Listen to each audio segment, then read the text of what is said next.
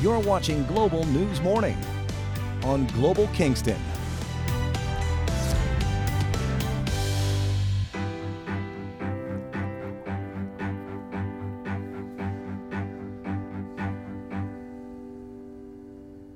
Good morning to you. It is Wednesday. This is Global News Morning. Our good friend Matt Lee joins us here to talk about wells.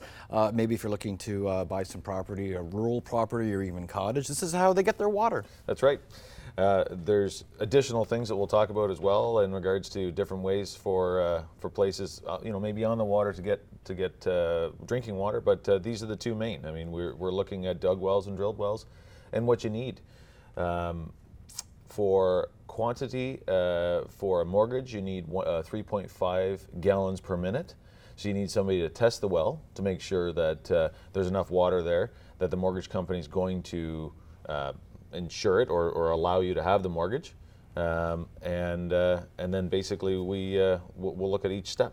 Okay, let's take a little visit back in time. Yeah, sounds good. Take a little walk down Sounds memory good. lane. Yeah. This is an old-timey well here. That's This right. is what I remember when I watch, like old movies or something, That's or right. fairy tales have this old-timey well. It's funny. I mean, Scary movies too, The Ring. Yeah, that's right. Yeah, you go back, but it's not that far back. I mean, if you're thinking 1940s, 1950s, people would bucket the water in. I mean, we're not talking about a regular plumbing system. I mean, Right. There were certain people that had it. There were certain people that didn't. So I mean, it's not that far back.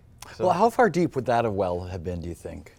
oh, probably about 10, 12 feet. Okay. Something like that. I mean, they might have dug it deeper depending on the area. Oh, I mean, yeah. in Kingston, you go 5 feet and you're hitting limestone and it looks like a skating rink.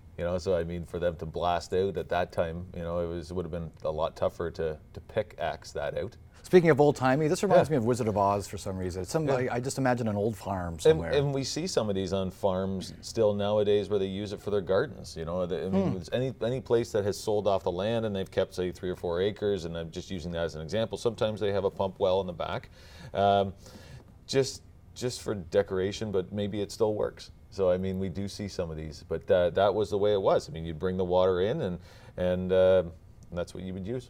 Okay, now up to date. There's Yeah. nice machinery to get that hole in there, and That's right. nice So- and deep. So we're drilling a well here, and there's what we see is sometimes they can go 50 feet, and sometimes they might have to go 250 feet.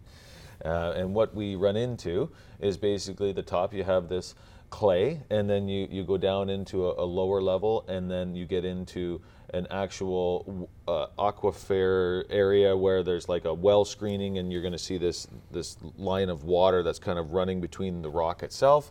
And I think that it really depends on the area. I mean, Kingston, we always are testing wells because it's hit and miss. We've seen it where you get north of town. Somebody tested their well when it was drilled in 1980, and it was 7 gallons per minute, which is lots of water to run a family. I think 5 gallons a minute is okay to run a family. And then all of a sudden they say, yeah, we've had decent water for a long time.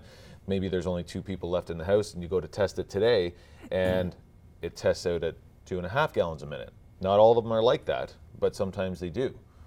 What we're finding is we're getting like a company like Knox Well Drilling to come in and drill that a little bit further.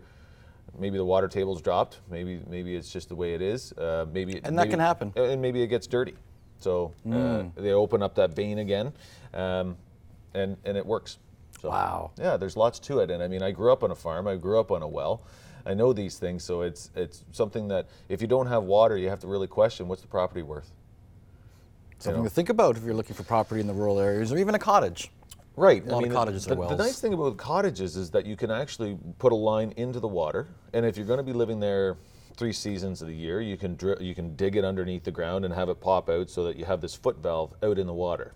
It comes in, you run it through a filter system, you go through a UV system, it comes into the cottage. It's clean water. You probably want to buy the bottled water to drink. Right. But I mean, to use the water for clothing or dishes or anything that's running through the hot water tank and running through the ultraviolet system, I mean, I think that it's perfectly fine. Have it tested once a month, make sure. Talk us through this next picture here. We're looking at a couple of more holes. Yeah, so we're looking at, so on the left is a dug well, and basically this is what I grew up on. I mean, this is something that was 12 feet deep, and basically it has a screened area in the bottom.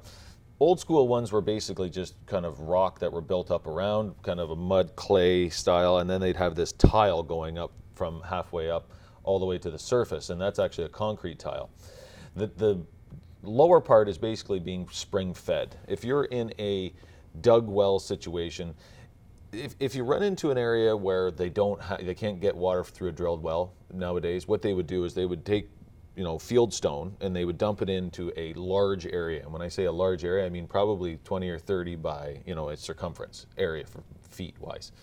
And then they'd put this tile in the middle, so any rainwater or any groundwater would come through those field tiles, and they'd create this reservoir under the ground. And then it would continue to feed. Interesting. We'd like to leave you right now with our very first shot we started with, that old-timey well shot. Just makes me feel good. Can we see that old well shot?